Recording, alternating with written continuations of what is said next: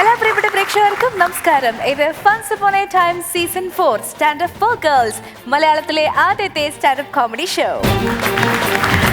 അപ്പൊ ഹാസ്യത്തിന്റെ ചിരിയുടെ സ്റ്റാൻഡപ്പ് കോമഡിയുടെ വേറിട്ട ഭാഗങ്ങളുമായിട്ട് funsuponatime ഒരു പുതിയ അധ്യായം സ്റ്റാർട്ട് ചെയ്യുകയാണ്.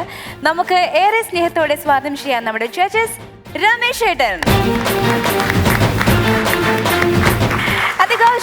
രചനാനാരായണൻകുട്ടി. funsuponatime സീസൺ 4 ഇന്നത്തെ എപ്പിസോഡിൽ മത്സരിച്ച് വിജയിക്കുന്ന വിജയികളെ കാത്തിരിക്കുന്ന സമ്മാനങ്ങൾ സ്പോൺസർ ചെയ്തിരിക്കുന്നത് പറക്കാട്ട് ജുവൽസ് ആണ്. അപ്പൊ നമ്മൾ ആദ്യം തന്നെ ഒരു ഡിലേയും വരുത്താണ്ട് മത്സരത്തിലേക്ക് നേരിട്ട് കടക്കുകയാണ്. Let's welcome our contestants Sushila Devi and Sophie poly.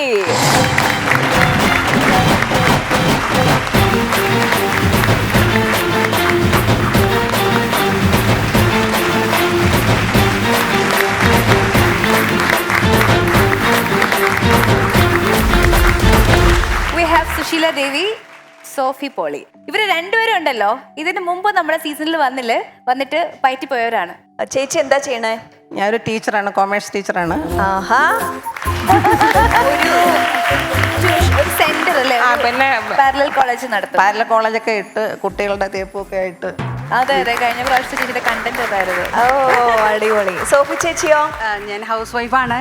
ആദ്യം ഞാൻ കുറച്ച് നാളെ ടീച്ചറൊക്കെ ആയിട്ട് വർക്ക് ചെയ്തു, പിള്ളേരൊക്കെ ആയപ്പോ പിന്നെ അത് പോയില്ല. ഓക്കെ, എവിടെയാ പഠിപ്പിച്ചിരുന്നേ? അപ്പോ ചാലക്കുടി കാർമലില്. അടിപൊളി. അപ്പൊ നിലവില് രചന പഴയ അധ്യാപികയാണ്, നിങ്ങൾ രണ്ടുപേരും ഒരു തരത്തിലല്ല മറ്റു തരത്തിലെ അധ്യാപികമാരാണ്. ചുരുക്കി പറഞ്ഞ് ഇന്നൊരു പാരന്റ്സ് ടീച്ചേഴ്സ് മീറ്റിംഗ് നമുക്ക് വേണമെങ്കിൽ ഇവിടെ നടത്താം അല്ലേ? രചന എനിക്ക് ഭയങ്കര ഇഷ്ടമാണ്. എന്തായാലും കാണാൻ പറ്റിയല്ലോ എന്ന് ഓർത്തേ. Thank you. ആരെങ്കിലും കാണാൻ നമുക്ക് ആഗ്രഹം ഉണ്ടെങ്കിലേ അത് അതുപോലെ നടക്കുന്നത് എന്തുവാണെന്ന് അറിയത്തില്ല. അല്ല, അപ്പൊ എന്റെ ചോദ്യം, നിങ്ങൾക്ക് എന്നോട് എന്താണ് ഇത്ര ദേഷ്യം? അല്ല അല്ല, അങ്ങനെയല്ല. അത് അല്ല, ഇപ്പൊ ഞാൻ നിങ്ങൾ രണ്ടുപേരും അവിടെ വന്ന് നിൽക്കുമ്പോ ഞാൻ പറയണം എനിക്ക് സോഫി ചേച്ചിനെ ഭയങ്കര ഇഷ്ടമാണെന്ന് പറഞ്ഞു കഴിഞ്ഞാൽ അങ്ങനെ ഞാൻ പറയാമോ? മാഷാണ് ഞങ്ങളുടെ റോൾ മോഡൽ. അല്ല അല്ല അല്ല അല്ല, അങ്ങനെ ഞാൻ അത് ആ ചേച്ചിക്ക് ചെറുതായിട്ട് നാക്ക് കുളിക്കുന്നത് മാസാണെന്ന് പറഞ്ഞതാണ്. ശരി, നോക്കിയിട്ട് അത് ഇച്ചിരി ഏറെ തള്ളിയപ്പോ ഷായായിട്ട് നിങ്ങൾക്ക് തോന്നിയതാണ് അല്ലേ? അപ്പൊ സോഫി ചേച്ചിയുടെയും സുശീല ചേച്ചിയുടെയും പെർഫോമൻസ് ഒരിക്കൽ കൂടി കാണാനുള്ള ഒരു വലിയ ആകാംക്ഷയിലാണ് ഞങ്ങൾ എല്ലാവരും. അതിനു മുൻപ് പതിവ് പോലെ നമുക്ക് നമ്മുടെ സിനിമ കഥയിലേക്ക് കടക്കാം. സിനിമ കഥ ഞാൻ പറഞ്ഞുതരാം.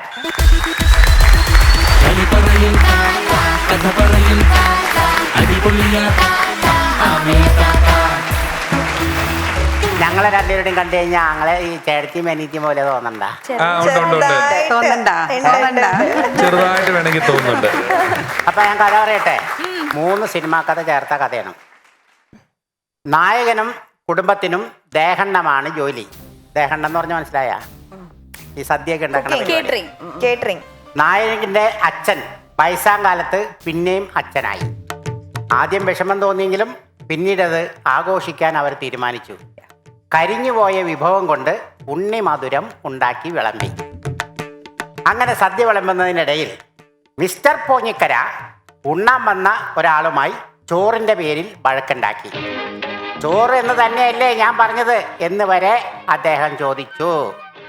ആ വാശിയിൽ ഊണ് വേണ്ട എന്ന് വെച്ച് അയാൾ തട്ടിൽ കുട്ടി ദോശ ഓർഡർ ചെയ്തു. മാറിപ്പോയ ആ ഫോൺ വിളിയിൽ കാളിദാസന്റെ ജീവിതത്തിലേക്ക് അവൾ കടന്നു വന്നു. ഡബ്ബിംഗ് ആർട്ടിസ്റ്റ് മായ. അപ്പൊ ഇതാണ് കഥ. ഈ ഒരു കഥ അല്ലെങ്കിൽ ചോദ്യത്തിന് ഉത്തരം ആദ്യം പറയണത് ബൈ ആൽഫബറ്റിക്കൽ ഓർഡർ നമ്മുടെ സോഫി ചേച്ചിയാണ്. സോഫി ചേച്ചിക്കാണ് ആദ്യത്തെ ചാൻസ് ഉത്തരം പറയാൻ. എന്തെങ്കിലും പിടി കിട്ടിയോ? ചേട്ടച്ചൻ എന്നൊരു പിടി കിട്ടി. സിനിമയുടെ പേര് ശരി, നമുക്ക് ഇപ്പുറത്തൊന്ന് പാസ് ചെയ്താ പറയൂ നോക്കാം. രസികനാണോ? അങ്ങനെയൊന്നുമില്ല, പറ. ദിലീപിന്റെ ഇല്ല ചേട്ടച്ചൻ എന്ന് പറയുമ്പോഴത്തേനും അത് മോഹൻലാലുമായിട്ട് കണക്ട് ചെയ്യുന്നതാണ്. പറ, സിനിമ പറ. മോഹൻലാലുമായിട്ട് കണക്ട് ചെയ്യുന്നേന്നറിയാം. സിനിമയുടെ പേര് പറയണം. സിനിമയുടെ പേര് അറിയില്ല. അപ്പൊ ഇനി ഞാൻ ക്ലൂ തന്നു തുടങ്ങും. ആരാണ് പറയുന്നതെന്നുള്ളത് നോക്കാം. ദേഹണ്ണമാണ് ജോലി, വയസ്സാം കാലത്ത് രണ്ടാമതൊരു കുട്ടിയുണ്ടായി എന്ന് പറയുന്ന സിനിമയുടെ പേരിന്റെ ആദ്യത്തെ അക്ഷരം പ എന്നാണ്. പിന്നെ അത് വെച്ചൊരു മോതിരം ഉണ്ട്. അതെ അതെ, കറക്റ്റ്. പവിത്ര ഓക്കെ, സോഫി ചേച്ചി ഒരെണ്ണം കയറി. രണ്ടാമത്തെ സിനിമയുടെ ചോറിന് വേണ്ടി വഴക്കുണ്ടാക്കി എന്ന് പറയുന്ന സിനിമയുടെ പേരിന്റെ ആദ്യത്തെ വാക്ക് നിങ്ങൾ രണ്ടുപേരും കഴിച്ചിട്ടുണ്ട്.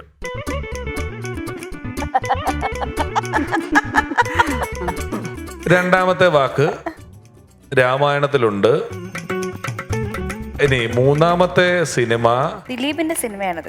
നമ്മുടെ എല്ലാം ഡൈനിങ് ടേബിളിന്റെ പുറത്ത് സ്ഥിരമായിട്ട് ചിലപ്പോ ഇത് രണ്ടും ഉണ്ടാവും. ആ ആ വരുന്നുണ്ട്. പറഞ്ഞത് പറയൂ. ആ അല്ല ഞാൻ ദൈവമേന്ന് പറഞ്ഞ ഭരതാണോ? ഭരതമല്ല, കമലദളം. ദിലീപിന്റെ ഭരതോ? ദിലീപിന്റെ അല്ല, അതൊക്കെ പറഞ്ഞു പോയി. അത് പറഞ്ഞു പോയി. പറഞ്ഞു. അത് കഴിച്ചതിന് ശേഷമാണ് നിങ്ങളുടെ ജീവിതത്തിൽ വലിയ വലിയ മാറ്റങ്ങൾ ഉണ്ടായത്. അതിനുശേഷമാണ് നിങ്ങൾക്ക് കുഞ്ഞുങ്ങൾ ഉണ്ടായത്. അതെ, അപ്പോഴാണ് ടീച്ചിങ് നിർത്തിയത്. കല്യാണരാമൻ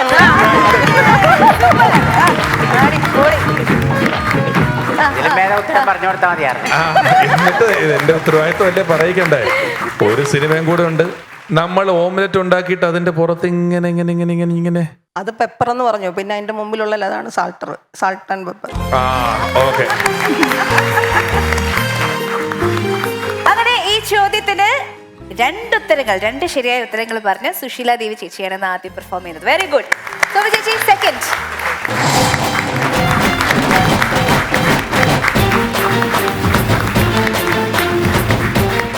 നമസ്കാരം, എൻ്റെ പേര് സുശീല ദേവി. ഞാൻ കൊല്ലം ജില്ലയിലെ കൊട്ടാരക്കരയിൽ നിന്ന് വരുന്നു. എന്നെക്കുറിച്ച് പറയുകയാണെങ്കിൽ ഒരു കൊമേഴ്സ് അധ്യാപികയാണ്.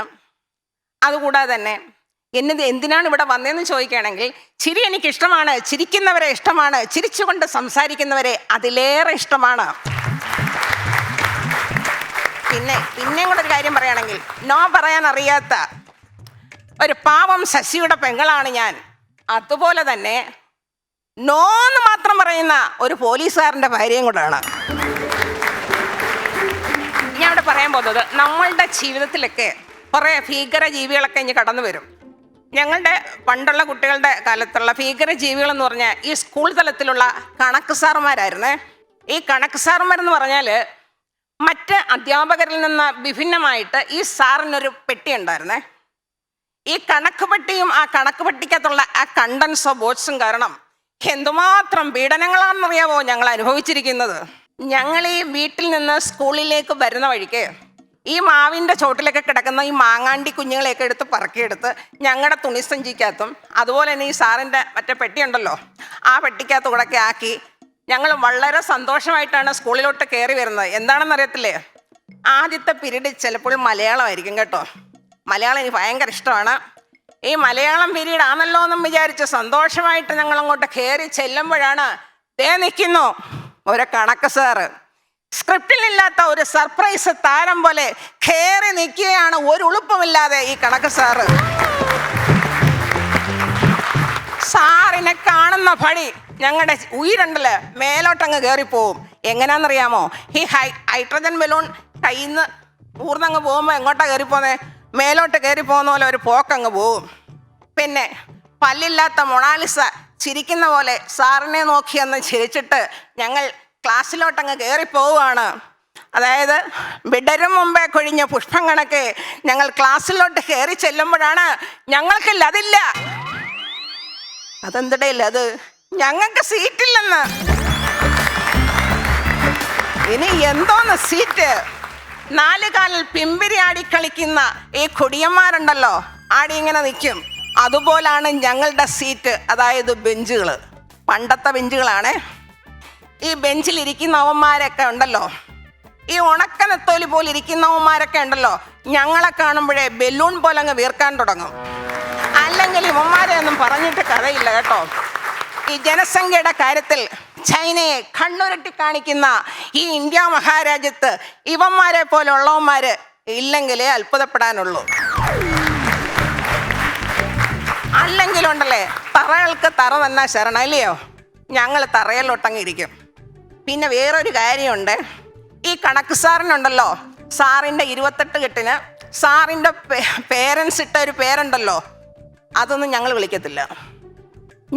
ഞങ്ങൾക്ക് സ്വന്തമായിട്ട് അങ്ങ് പേരിടും. സാറിനോട് പേരിടും. ഞൊളയനും വളിയനും വെട്ടാവളിയനും വാൽമാക്രിയും പുളന്തനുമൊക്കെ ഞങ്ങളുടെ സ്കൂൾ ജീവിതത്തിലൂടെ കടന്നുപോയ കണക്ക് സാറന്മാരായിരുന്നു. ഞങ്ങൾക്ക് മാത്രം സ്വന്തം, വേറെ ആരും ഇത് പ്രയോഗിക്കാൻ പാടില്ല. അതുപോലെ തന്നെ ഈ സാറുണ്ടല്ലേ, കോണെന്ന് പറയുന്ന ഒരു ചാപ്റ്ററാണ് പഠിപ്പിക്കുന്നത് കേട്ടോ. കോൺ സാറിനെ കാണുന്ന പാടെ ഞങ്ങളുടെ കോണങ്ങ് തിരിഞ്ഞു പോവും. കോണ് തിരിഞ്ഞ ഞങ്ങളുണ്ടല്ലോ, കോണോട് കോൺ ചേർന്ന് നിന്ന് കോൺ വരയ്ക്കാൻ തുടങ്ങും. പിന്നെ അതുപോലെ തന്നെ ഈ കോൺ വരയ്ക്കാനായിട്ടുള്ള സാധന സാമഗ്രികളൊന്നും ഞങ്ങളുടെ കയ്യിലൊന്നും ഇല്ല. എന്താണെന്നറിയാമോ? ഇതൊന്നും മേടിച്ചു തരാനായിട്ടുള്ള ഈ ഉത്തരവാദിത്വം ഞങ്ങളുടെ പേരൻസിന് ഇല്ലെന്ന് തന്നെ. സത്യം പറഞ്ഞാലുണ്ടല്ലോ, കോടീശ്വരന്മാരായിട്ടുള്ള പേരൻസിൻ്റെ പരമനാറികളും ദരിദ്രവാസികളുമായിട്ടുള്ള മക്കളായിരുന്നു ഞങ്ങളൊക്കെ. അതുകൊണ്ട് ഞങ്ങൾക്ക് ബോക്സിനകത്ത് അതില്ലായിരുന്നു, ബോക്സും ഇല്ലായിരുന്നു. കോൺ വരയ്ക്കാൻ ഇരിക്കുമ്പം എന്നോടൊന്നും ചോദിക്കല്ലേ എന്നും പറഞ്ഞ് ഞാൻ അങ്ങോട്ട് ഇരിക്കുമ്പോഴായിരിക്കും സാറിൻ്റെ ഒന്നാമത്തെ ക്വസ്റ്റ്യൻ, ഡേ നിന്റെ കോൺ അവിടെ ഡി.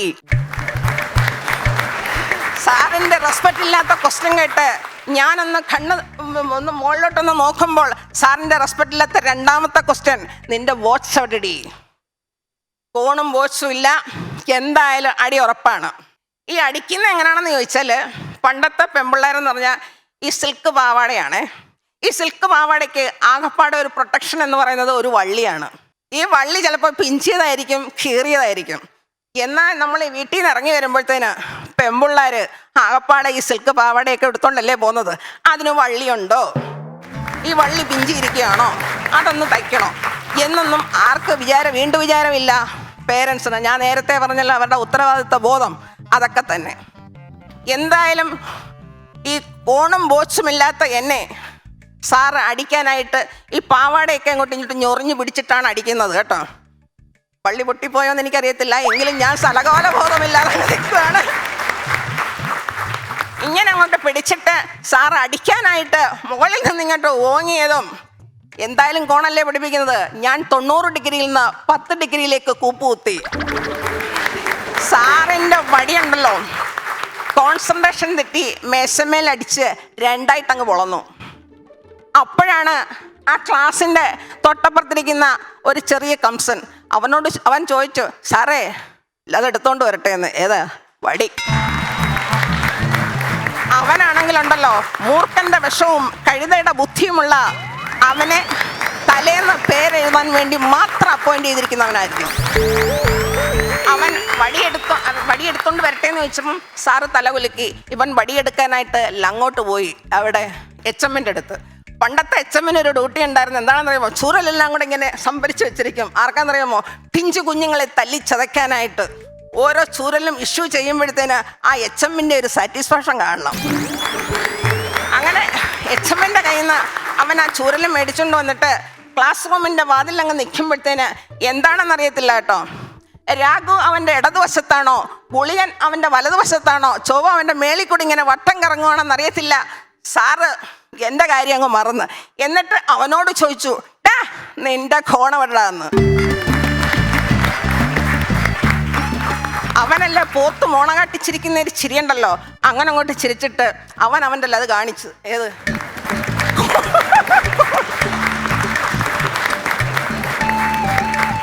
അവന്റെ കോണ് കാണിച്ചപ്പോൾ അവന് കോണുണ്ടായിരുന്നോ? പക്ഷെ അതില്ലായിരുന്നോ? ഏത്? ഡിഗ്രി ഇല്ലാത്ത അവന്റെ കോണ് നോക്കി സാറ് അവൻ കൊണ്ടുവന്ന വടിയാൽ അവനെ അങ്ങോട്ട് അടിക്കാൻ ആരംഭിച്ചു. പിന്നെ വേറൊരു കാര്യമുണ്ട്, പണ്ടത്തെ കുഞ്ഞുങ്ങളുടെ ഓരോ ഭാഗവും ഓരോ പേരിലാണ് അറിയപ്പെടുന്നത് കേട്ടോ. ഫസ്റ്റിലെ അവനെ അങ്ങോട്ട് പിടിച്ചിട്ട് അവന്റെ കോൺസ്റ്റാന്റിനോപ്പിൾ നോക്കി സൂം ചെയ്ത് സാറ് അടിക്കാൻ തുടങ്ങുകയാണ്.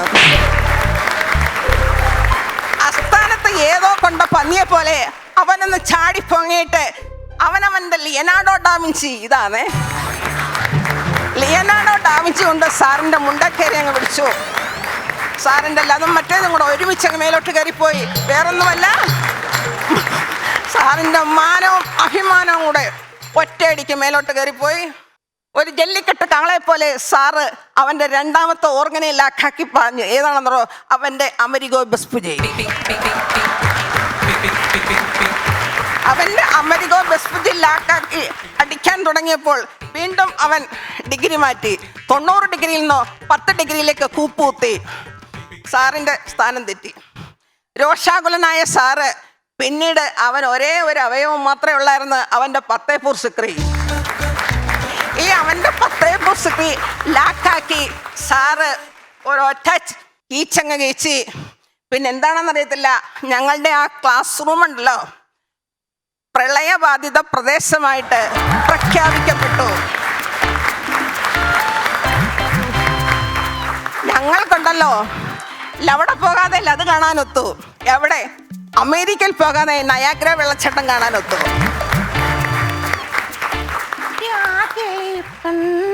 മകളെ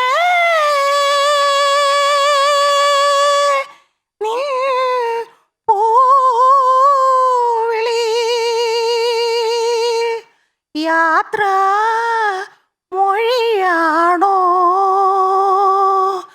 നിൻ മൗനം പിൻവിളിയാണോ?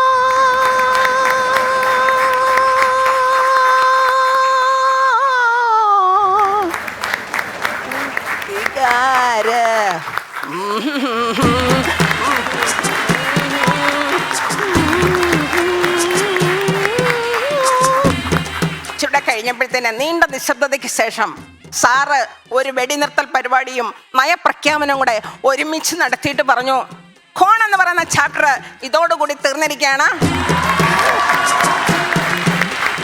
നാളെ നമുക്ക് ഫാക്ടേഴ്സ് അഥവാ ഘടകങ്ങളിലെ ലസാഖു ആൻഡ് ഉസാഖു പഠിക്കാന്ന്. ഈ കാലമാടൻ ഇനിയും വിടാൻ ഭാവമില്ല. പിഞ്ചു കുഞ്ഞുങ്ങളെ തല്ലിച്ചതയ്ക്കാനായിട്ട് വീണ്ടും വന്നു.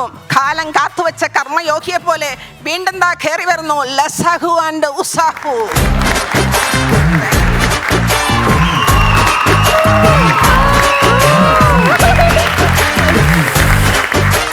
സുശീല ചേച്ചി എന്തായിരുന്നു ചേച്ചിയുടെ ഭാഷയിൽ പറഞ്ഞ? സുശീല ചേച്ചിയുടെ ലത് നന്നായിരുന്നു.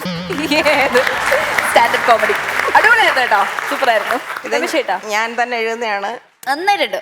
വേറെ ആരും ഇങ്ങനെയൊന്നും എഴുതി തരില്ല.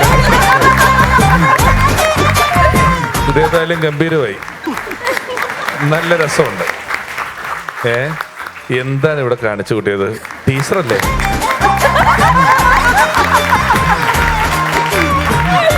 ഞാനൊക്കെ വേറെ ഏതൊക്കെയോ സ്കൂളുകളിൽ പോയി വെറുതെ നടന്നു കേട്ടോ. ഇത് ഞാൻ നേരത്തെ അറിഞ്ഞിരുന്നെങ്കിൽ അന്നേ അവിടുന്ന് TC മേടിച്ച് ഞാൻ ടീച്ചറിന്റെ സ്കൂളിൽ വന്ന് അവിടെ വന്ന് 2 തെറ്റില് ഒരടക്കയും തന്ന് അവിടെ വന്ന് ദക്ഷിണ വെച്ച് ഞാൻ അവിടെ കിടന്നേനെ കേട്ടോ. ഇങ്ങനെ വേണം ടീച്ചർമാരായാലും. ഒരു 24 അഡ്മിഷൻ ഇവിടുന്നുണ്ട്. ഇവരും വരും ടീച്ചറിന്റെ കൂട്ടത്തിൽ.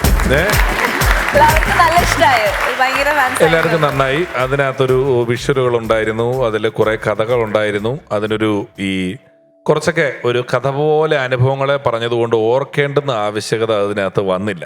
അത് കുറച്ച് കഴിഞ്ഞപ്പോൾ നമ്മൾ ഫോം ആവുക എന്ന് പറയും. നമ്മുടെ തുടങ്ങുന്നതിൽ നിന്നും ചില ആളുകൾ പരിപാടി തുടങ്ങി ഒരു 2 മിനിറ്റ് കഴിയുമ്പം കൊണ്ടുവന്ന കോൺഫിഡൻസിൽ നിന്നും താഴത്തേക്ക് പോകും.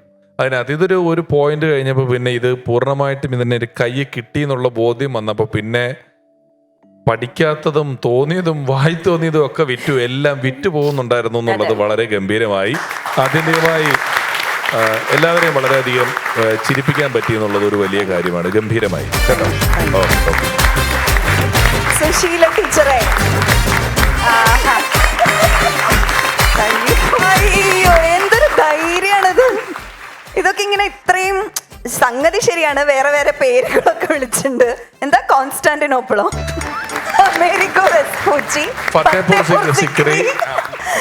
പേരുകളൊക്കെ പല വിധത്തിലായിരുന്നെങ്കിലും നമ്മുടെ പൊതുവേ ഒരു ഇതുണ്ടല്ലോ, മലയാളികൾ എന്ന് പറയുമ്പോൾ ഇങ്ങനത്തെ കാര്യങ്ങളൊക്കെ അങ്ങനെ അങ്ങോട്ട് തുറന്ന് സംസാരിക്കില്ല എന്നുള്ള ഒരു ചിന്തയൊക്കെ ഉണ്ടല്ലോ. അതിനെയൊക്കെ പൊളിച്ചടക്കി ഞാൻ ഈ നെറ്റ്ഫ്ലിക്സിൽ പല സമയത്തും പറയാൻ പാടില്ല. എങ്ങനത്തെ കാര്യങ്ങൾ അത് തുറന്നു പറയില്ലെന്ന് പറഞ്ഞത്?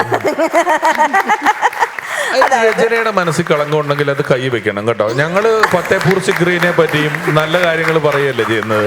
അതെ അതെ, വളരെ നല്ല കാര്യങ്ങളായിരുന്നു പറഞ്ഞതും ഒരു അനുഭവിച്ചതും. കുട്ടിയെ ടീച്ചർ അടിക്കുന്നു, എന്തോരം പേര് ഞാൻ എന്റെ ഒക്കെ ക്ലാസ്സിൽ പഠിക്കുന്ന സ്ഥിരം ക്ലാസ്സിൽ മൂത്രമൊഴിക്കുന്ന ഒരുത്തനുണ്ടായിരുന്നു. ഇതൊക്കെ എനിക്ക് ഭയങ്കരമായിട്ട് കണക്ട് ചെയ്തു.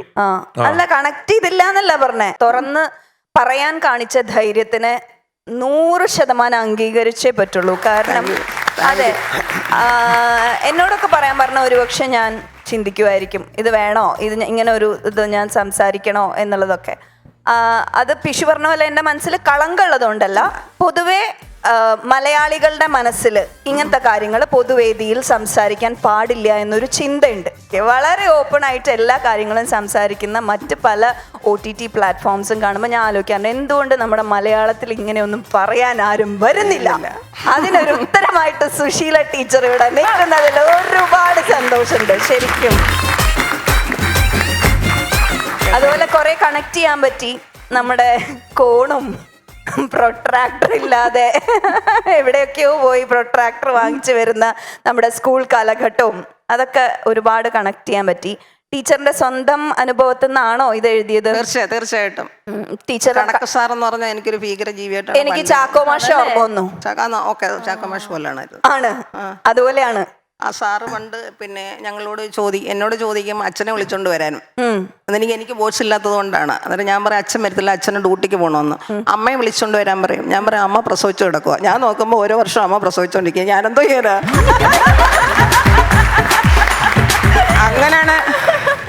അങ്ങനെയാണ് ഞങ്ങളുടെ വീട്ടിൽ 12 മക്കളുണ്ടായത്. 12 മക്കളുടെ ഭ്രാന്തി എന്ന അപരനാമത്തിലാണ് ഞാൻ ഇവിടെ അറിയപ്പെടുന്നത് 2ാമത്തെ എപ്പിസോഡിൽ.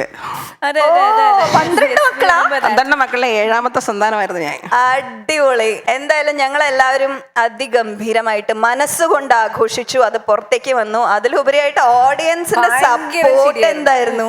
അവര് ശരിക്കും ടീച്ചറിനെ അത്രയും പ്രോത്സാഹിപ്പിച്ചിട്ടുണ്ട്. അതാണ് ടീച്ചറിനെ ആവേശം കൂടാൻ കാരണം. അടിപൊളി, സൂപ്പർ സൂപ്പർ. അല്ല, എനിക്ക് ആ ബെഞ്ചിൽ നിന്ന് താഴ്ത്തിറങ്ങി തറയിലിരുന്നെന്ന് പറഞ്ഞ ആ സംഭവമല്ലേ, നിലത്തിരുന്ന സംഭവം, തറയിലിരുന്ന സംഭവം. അത് നമുക്ക് 4ാം ക്ലാസ്സിൽ അങ്ങനെ ഒരു തിക്ക് ഫ്രണ്ട് ഉണ്ടായിരുന്നു. തിക്ക് ഫ്രണ്ട് കാരണം ഞാൻ തറയിലിരിക്കുമായിരുന്നു. അതായത് ഈ ബെഞ്ചും ഇരുന്ന് തിക്കി പുറത്തേക്ക് ഇരുന്ന ആള്, അങ്ങനത്തെ തിക്ക് ഫ്രണ്ട് ഉണ്ടായിരുന്നു. പിന്നെ ഞങ്ങൾക്ക് ഇതുപോലെ ഒരു ഇംഗ്ലീഷ് സാറുണ്ടായിരുന്നു. ഇംഗ്ലീഷ് സാറ് ക്ലാസ്സിൽ വരുമ്പോൾ ഭയങ്കര പേടിയാ, എല്ലാത്തിനും നിരത്തി പിടിച്ചിട്ട് അടിക്കുന്ന സാറാ. അപ്പൊ ഈ സാറ് വരുമ്പോൾ സാറിനൊരു പ്രത്യേകതയുണ്ട്, ഈ കളർ ചോക്കും കൊണ്ടാ വന്നെ. അപ്പൊ ഈ കളർ ചോക്കും കൊണ്ട് ഇങ്ങനെ ഇംഗ്ലീഷിൽ എഴുതിയിട്ട് ഇങ്ങനെ അടിയിൽ വരച്ച് പല കളർ കൊണ്ടാണ് പിള്ളേരുടെ ഒക്കെ എണ്ണം ഇങ്ങനെ എഴുതി വെക്കണേ. അപ്പൊ അത് കഴിഞ്ഞിട്ടൊരു ചോദ്യമാണ്, ആർക്കെങ്കിലും എന്തെങ്കിലും സംശയം ഉണ്ടെങ്കിൽ ചോദിക്കാം. ആരും മിണ്ടൂല. അപ്പൊ എൻ്റെ ഒരു കൂട്ടുകാരൻ ചാടി അങ്ങോട്ട് എഴുന്നേറ്റു.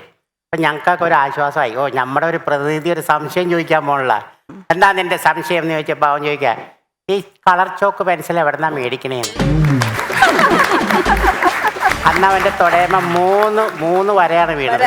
അതെ, അങ്ങനത്തെ ഒരു സാറ് ഞങ്ങൾക്ക് ഉണ്ടായിരുന്നു. അതായത് അതേപോലത്തെ സംഭവങ്ങൾ നമുക്കിങ്ങനെ ഓർമ്മയിൽ വന്ന് മിന്നി പിന്നെ ക്രിസ്മസിന് ലൈറ്റ് കത്തണ കാര്യം വന്നുപോയി. സന്തോഷമായിരുന്നു കേട്ടാ. അപ്പൊ ടോട്ടലി സുശീല ടീച്ചർ കലക്കി. പിന്നെ എനർജി ലെവലും ഗംഭീരമായിരുന്നു, വെരി ഹൈ ആയിരുന്നു. സൂപ്പർ. ഓക്കെ, നമുക്കിനി റിസൾട്ട് അറിയാം ഇതിന് ശേഷം. Thank you. സ്റ്റാൻഡപ്പ് പെർഫോമൻസിന്റെ വേദിയിൽ അടുത്തതായി എത്തുന്നു സോഫി പോളി.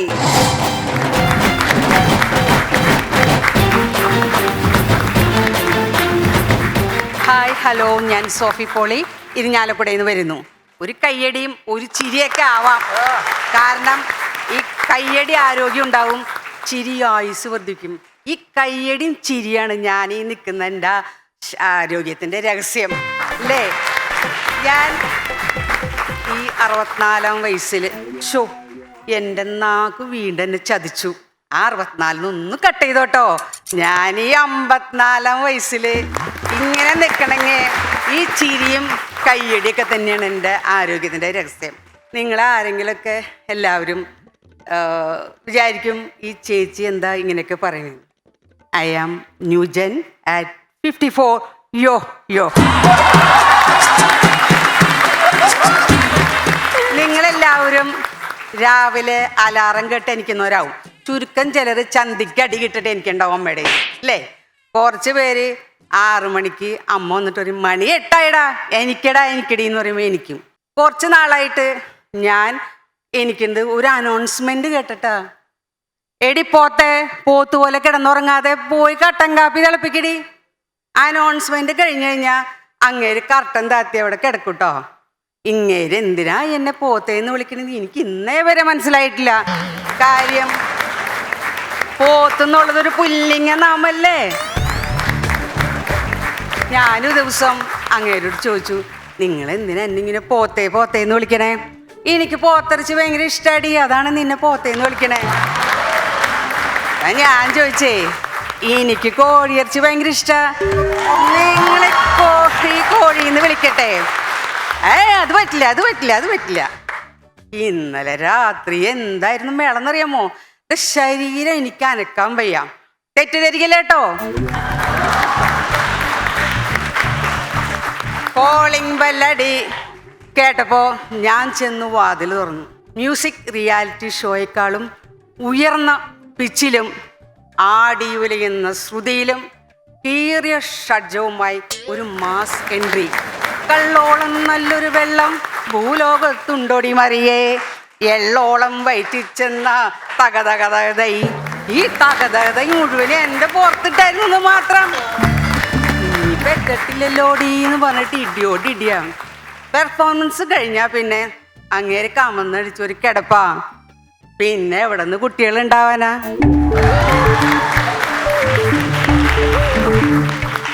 ഇന്നലത്തെ രാത്രിയിലത്തെ ഇടിയുടെ പഞ്ച് സൂപ്പറായിരുന്നു കേട്ടാ. നല്ല വേദനയാ. ജവാനായിരുന്നു അടിച്ചെന്ന് തോന്നണേട്ടാ. അതാണ് ഇത്ര പഞ്ച്. പിന്നെ ഓരോ ദിവസത്തെ ബ്രാൻഡ് അനുസരിച്ച് ഇടിയുടെ പഞ്ച് കൂടിയും കുറഞ്ഞിരിക്കും. ഇനിയിപ്പോൾ മണവാട്ടി അടിച്ചിട്ട് വന്നെങ്കിൽ ഒരു സമാധാനമുണ്ട്, ദേഹോപദ്രവം ഇല്ല. പക്ഷേ മനസ്സിൽ കൂരമ്പുകളായിട്ട് ഓരോന്നും ഇങ്ങോട്ട് വന്നു കിടും. അവിടെ കസേരമേ കുമ്പിട്ടിരുന്നിട്ട് പറയും, നിന്റെ വീട്ടിൽ നിന്ന് എൻ്റെ ശ്രീനത്തിന് ബാക്കി തന്നോടി നിന്റെ അപ്പൻ. നീ പേറ്റ് പലഹാരം കൊണ്ടുവന്നിട്ടുണ്ടോടി. നിന്റെ അമ്മേനെ ചീത്ത പറഞ്ഞില്ലേ? നിന്റെ ആങ്ങളയുടെ കല്യാണത്തിന് നിനക്ക് 20,000 രൂപയുടെ സാരി വാങ്ങിയപ്പോ എനിക്ക് തന്നത് 10,000 രൂപ. നിങ്ങളൊന്ന് കേൾക്കണം. 10,000 രൂപ കൊടുത്തിട്ട് എൻ്റെ ആങ്ങളെ പറഞ്ഞേ നല്ലൊരു ബ്രാൻഡഡ് ഷർട്ട് വാങ്ങാൻ. അങ്ങേര് പോയി നല്ലൊരു ബ്രാൻഡ് വാങ്ങി അടിച്ചു. അതിനെൻ്റെ ആങ്ങളെ എന്ത് കഴിച്ചു? ഇനിയിപ്പോൾ അങ്ങേർക്ക് ഞാൻ എന്തെങ്കിലുമൊക്കെ ഉണ്ടാക്കി ചോറും കറിയൊക്കെ വെച്ചു കൊടുക്കാന്ന് വെച്ചാൽ, വെള്ളച്ചോറ് വെച്ചാൽ പറയും നിനക്കെന്താ വടിമട്ട വെച്ചാൽ, വെച്ചാൽ പറയും നിനക്കെന്താ വെള്ളച്ചോറ് വെച്ചാൽ.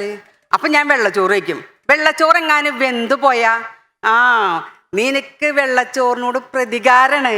എനിക്കെന്തിനാ ഈ ചോറിനോട് പ്രതികാരം? നിങ്ങൾ കേൾക്കണം. ഈ വെള്ളച്ചോറിൻ്റെ അരിയെ ജയാണ്, ജയ. അങ്ങേരുടെ കാമുകി തേച്ചിട്ട് പോയ കാമുകിയുടെ പേര് ജയ എന്നായിരുന്നു. അതിനാണ് അങ്ങേരി പറയണത്. എനിക്ക് ആ കാമുകിയോട് ഒരു പ്രതികാരമില്ല. എനിക്ക് അസൂയാണ്, അസൂയ. അത് ഇട്ടിട്ട് പോയാർന്നല്ലേ ഞാൻ ഈ അനുഭവിക്കണതൊക്കെ. വഴി പോണതേ നമ്മുടെ ഓട്ടോറിക്ഷ പിടിച്ച് ഇങ്ങോട്ട് വരും എന്ന് പറയണ പോലെ ഇങ്ങേര് ഓട്ടോറിക്ഷയിലാന്ന് എന്നെ പെണ്ണ് കാണാൻ വന്നത്. ഇപ്പം എൻ്റെ തലയിലായി. ജയ സൂപ്പറായി.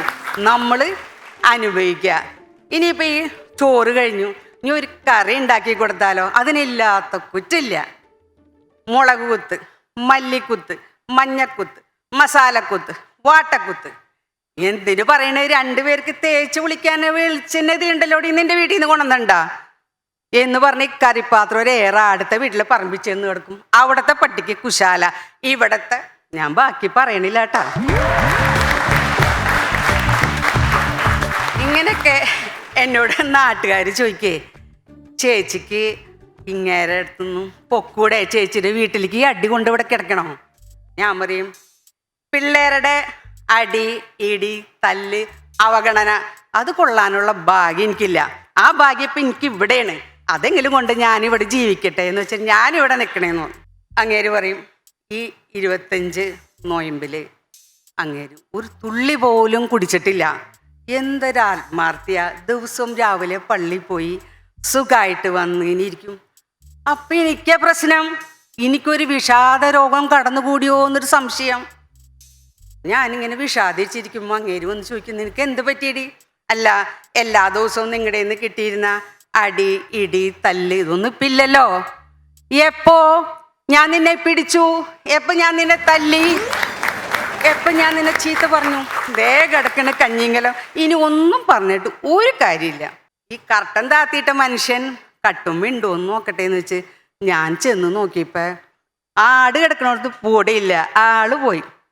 ദൈവമേ, ഇന്ന് അച്ഛൻ പള്ളിയിൽ നിന്ന് വെഞ്ചിരിക്കാൻ വരുമെന്ന് പറഞ്ഞ ദിവസാ. ആളുടെ കയ്യിൽ തലയില് കൈവച്ച് പ്രാർത്ഥിക്കാന്ന് പറഞ്ഞ. ഇപ്പൊ എന്ത് ചെയ്യും? ഞാൻ ഫോൺ വിളിച്ചപ്പോ പറയാ, ഞാൻ കള്ള് ഷാപ്പിലാടി, രാവിലെ നിന്റെ പ്രസംഗം കേട്ട് എനിക്ക് സഹിക്കാൻ പറ്റിയില്ലാടി, അതുകൊണ്ട് ഞാൻ കള്ള് ഷാപ്പിലാ. എൻ്റെ മനുഷ്യ, നിങ്ങൾക്ക് അറിഞ്ഞൂടെ ഇന്ന് പള്ളിയിൽ നിന്ന് അച്ഛൻ വരുമെന്ന്? നീ അച്ഛൻ വരുമ്പോ ഞാൻ എന്ത് പറയും? നീ ധൈര്യമായിട്ട് പറയടി, ഞാൻ സമാധാനം തേടി പോയെന്ന്. Thank you. ചേച്ചി, ശരിക്കും പോളിച്ചേട്ടന്റെ കഥകളാണോ ഈ പറഞ്ഞതൊക്കെ? ഒട്ടുമല്ല. ഇത് ഞാൻ തന്നെ എഴുതിയുണ്ടാക്കിയ ഒരു സ്ക്രിപ്റ്റാണ്. എന്റെ ഭർത്താവ് കുടിക്കില്ല, അതുകൊണ്ടാണോ ഞാൻ ധൈര്യമായിട്ട് ഇത് പറയണേ. ഇനി കുടിക്കുന്ന ആളായിരുന്നെങ്കിൽ എന്നെ വീട്ടിലേക്ക് കയറ്റോ? പോളിച്ചേട്ടനെ ഒരു ദിവസം കൊണ്ടുവരാൻ കേട്ടോ ഇവിടെ, ഞങ്ങൾക്ക് കാണാൻ കൊതിയായി തുടങ്ങി. അതുമല്ല, നല്ല രസമുള്ള, തന്നെ എഴുതിയതാണെങ്കിൽ നല്ല സ്ക്രിപ്റ്റാണ്. സ്ക്രിപ്റ്റ് വളരെ നല്ലതാണ്. കാരണം അതിൽ ഈ ചില നർമ്മങ്ങളൊക്കെ നമ്മളിങ്ങനെ കൊണ്ട് കെട്ടുന്ന സ്ഥലമുണ്ടല്ലോ, അപ്പുറത്തെ പട്ടി മിണ്ടാതിരിക്കുക, അതിൽ ബാക്കി നമ്മൾ പോകുന്നുള്ള വിശ്വാസം, അങ്ങനെയുള്ള കാര്യങ്ങളെല്ലാം നന്നായി. നല്ല റിലേറ്റിവിറ്റി ഉണ്ടായിരുന്നു. നമുക്ക് നന്നായിട്ട് എല്ലാ കാര്യങ്ങളും കണക്ട് ചെയ്യാൻ പറ്റി. എല്ലാം കൊണ്ടും വളരെ ഗംഭീരമായിട്ടുള്ളൊരു സ്ക്രിപ്റ്റും അവതരണമായിരുന്നു ചേച്ചിയുടെ. ഞങ്ങൾക്ക് ചേച്ചി ഇതിനു മുമ്പത്തെ സീസണിലൊക്കെ വന്ന് വലിയ മത്സരത്തിൽ കുറേ നാളുണ്ടായിരുന്നു, ത്രൂ ഔട്ടുള്ള മത്സരത്തിലുണ്ടായിരുന്ന ആളായിരുന്നു. അപ്പോഴൊക്കെ ചില ആൾക്കാരൊക്കെ ഔട്ടായി പോകുമ്പോൾ നമുക്ക് വലിയ സങ്കടമാവും. അയ്യോ, കുഞ്ഞു മാർക്കിന് ഇന്നത്തെ ഒരു പെർഫോമൻസ് മോശമായിട്ട് ഇവർ പോകേണ്ടി വന്നല്ലോ എന്നൊക്കെ ആലോചിച്ച കൂട്ടത്തിൽപ്പെട്ട ഒരാളായിരുന്നു ചേച്ചി. ചേച്ചി ഒരു നല്ല ഹ്യൂമർ സെൻസ് ഉള്ള ആളാണ്. അതിന് ചേച്ചിയുടെ വീട്ടുകാരൊക്കെ ഭാഗ്യം ചെയ്തിരിക്കുന്നു ചേച്ചീനെ ആ വീട്ടിൽ കിട്ടിയതിൽ. അത്ര രസമുണ്ടായിരുന്നു കേട്ടോ. എല്ലാ തമാശയും നല്ലതായിരുന്നു, സൂപ്പറായി. സോഫി ചേച്ചി, ഗംഭീര പെർഫോമൻസ്. ഗംഭീരം എന്ന് പറഞ്ഞാൽ എന്താ പറയാ, നമുക്ക് മനസ്സ് തട്ടുന്ന പെർഫോമൻസ് എന്നൊക്കെ പറയില്ലേ. ഇത് കുറേ നമ്മൾ തുടക്കത്തിൽ കുറേ കയ്യടിയും എല്ലാം വാങ്ങിയെങ്കിലും കുറച്ച് കഴിഞ്ഞപ്പോൾ എല്ലാവരും അതിലേക്കുള്ള ശ്രദ്ധയായിരുന്നു കൂടുതൽ. ചിരിനെക്കാട്ടിലും എന്താണ് ഈ പറയാൻ പോണേ എന്നുള്ള ശ്രദ്ധ. അത് പിഷു പറഞ്ഞ പോലെ ആ സ്ക്രിപ്റ്റിന്റെ ഗുണം. സ്ക്രിപ്റ്റ് സ്ട്രോങ് ആവുമ്പോഴാണ് നമ്മൾ അതിലേക്ക് കൂടുതൽ ശ്രദ്ധിക്കുക എന്നുള്ളത്. ചേച്ചി ഇരിഞ്ഞാലക്കുടക്കാരിയാണെന്നുള്ളത് എന്താ പറയാ, ഈ ശൈലി ഉണ്ടല്ലോ, ഇന്നസെന്റ് അങ്കിളിനെ ഓർമ്മ വന്നല്ലോ. ഓരോ വാക്കും ആത്മാർത്ഥത എന്നുള്ളതൊന്നും മുഴുവനാക്കി പറയില്ലല്ലോ.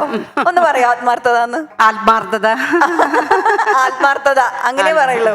ആ തൃശ്ശൂർ ഭാഷയിൽ പറയുന്ന സമയത്ത് ആത്ത് പറയില്ല, ആത്മാർത്ഥത. അങ്ങനെ ഓരോന്ന് പറയുമ്പോഴും ആ സ്ലാങ്ങിന്റെ ഒരു നന്മ, അതിന്റെ ഒരു പരിശുദ്ധി, അതെല്ലാം ഉണ്ടായിരുന്നു.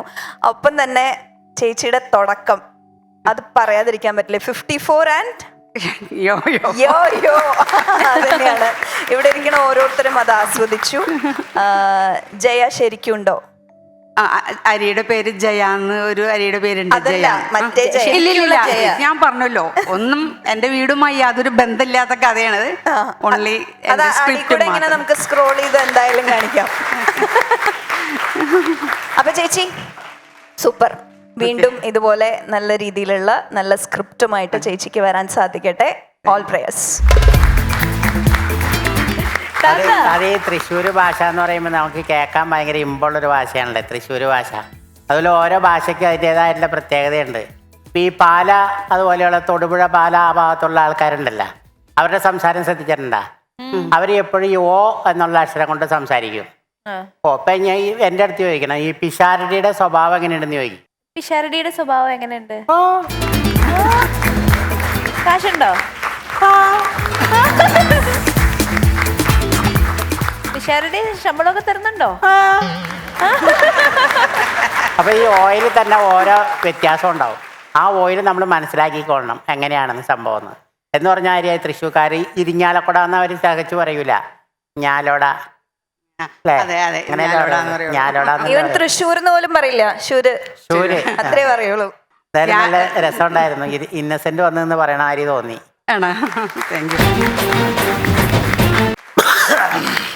പഠിച്ചവനെ ഇതാരേ വന്നെ ഡാഡി ഗിരിജേ നോക്കണുണ്ടോ? ഉപ്പം നോക്കണായിരിക്കും.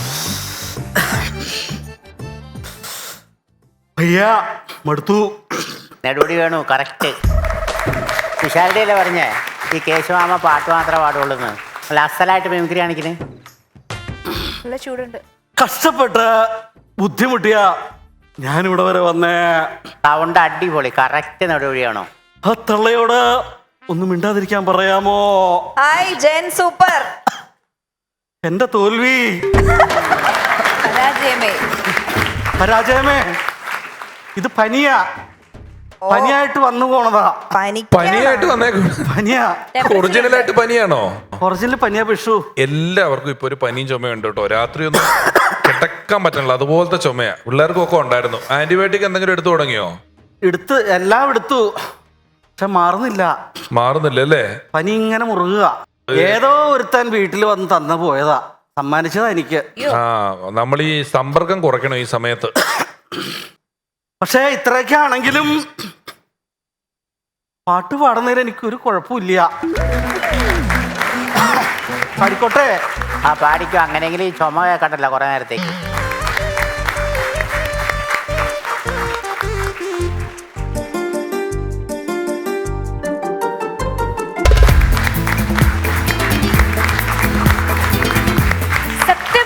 ഇന്നത്തെ നമ്മുടെ എപ്പിസോഡില് ശരിക്കും 2 പുലിക്കുട്ടികളാണ് പെർഫോം ചെയ്തത് അല്ലേ? അടിപൊളിയായിരുന്നു. നമ്മുടെ കുട്ടികൾ ഓഡിയൻസ് ആയിട്ട് എത്തിയിരിക്കുന്നത് IBS സ്കൂൾ ഓഫ് കൊമേഴ്സിലെ സ്റ്റുഡൻസ് ആണ്. അവരൊക്കെ ഇങ്ങനെ പിടിവിട്ട് ചിരിച്ചു. നിങ്ങൾ നല്ല രീതിയിൽ കേട്ടോ, നല്ല രീതിയിൽ ഇവരെ സപ്പോർട്ട് ചെയ്തു. എൻജോയ് ചെയ്തില്ലേ? അടിപൊളിയായിരുന്നില്ലേ? ഓക്കെ. എനിവേ, അപ്പോൾ ഈ പെർഫോമൻസിന് ഇവർക്ക് ലഭിക്കുന്ന മാർക്സ്, ആർക്കൊക്കെയാണ് ഗോൾഡൻ എൻട്രി ലഭിക്കുന്നത് എന്നൊക്കെ അറിയാം. രമേശ് ഏട്ടാ, റിസൾട്ട്സ് പ്ലീസ്. സോഫി ടീച്ചറും സുശീല ദേവി ടീച്ചറും 2 പേരാണ് മത്സരിച്ചത്. ഉഗ്രം പ്രകടനം എന്ന് പറഞ്ഞാണ്ടല്ലോ, അസൂയ തോന്നുന്ന പ്രകടനമാണ് നിങ്ങളുടെയൊക്കെ ഒരു സാന്നിധ്യം. ചില ആളുകൾ ഈ പരിപാടി, ഇപ്പം ഞാനോ രചനയോ അല്ലെങ്കിൽ താത്തയോ ഡയാനയോ ഒക്കെ ഉണ്ടെങ്കിലും ഒരു റിയാലിറ്റി ഷോ മുന്നിലേക്ക് പോകണമെങ്കിൽ അവിടെ വരുന്ന ആളുകളുടെ പ്രകടനം നന്നായില്ലെങ്കിൽ വലിയ പാടാണ്. അതിനു വേണ്ടി അതിനെ ചാരിയൊക്കെയാണ് ഒരു മത്സരം എപ്പോഴും നിൽക്കുന്നത്. 2 പേരും അതിഗംഭീരമായ പ്രകടനമാണ് കാഴ്ചവെച്ചത്. ഇന്നത്തെ പരിപാടിയിൽ കൂടുതൽ മികച്ചു നിന്നത്, അങ്ങനെയാണല്ലോ പറയുന്നത്, ഇന്നത്തേലെ കൂടുതൽ മികച്ചു നിന്നതെന്ന് പറയുന്നത് 98 മാർക്കുകളോടുകൂടി സുശീല ദേവി ടീച്ചർ, ഒപ്പം തന്നെ 94 മാർക്കുകളോടുകൂടി സോഫി ടീച്ചർ. സൂപ്പർ. 2 പേർക്കും കൺഗ്രാറ്റുലേഷൻസ്. 2 പേർക്കും ഗോൾഡൻ എൻട്രി ലഭിച്ചിട്ടുണ്ട്. അപ്പൊ വീണ്ടും വരില്ലേ? അതാണ് നമ്മുടെ spirit. Very good, very good.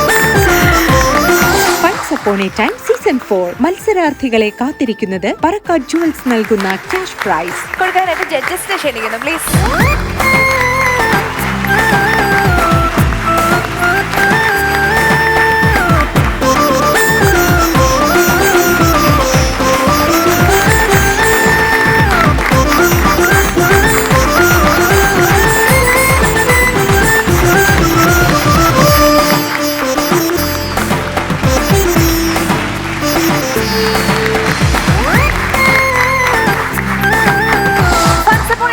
Season 4-ൽ പങ്കെടുക്കുവാൻ നിങ്ങൾ താല്പര്യപ്പെടുന്നുവെങ്കിൽ നിങ്ങളുടെ ഫുൾ ഡീറ്റെയിൽസ് funsuponatime@gmail.com എന്ന മെയിലിലേക്ക് അയക്കുക.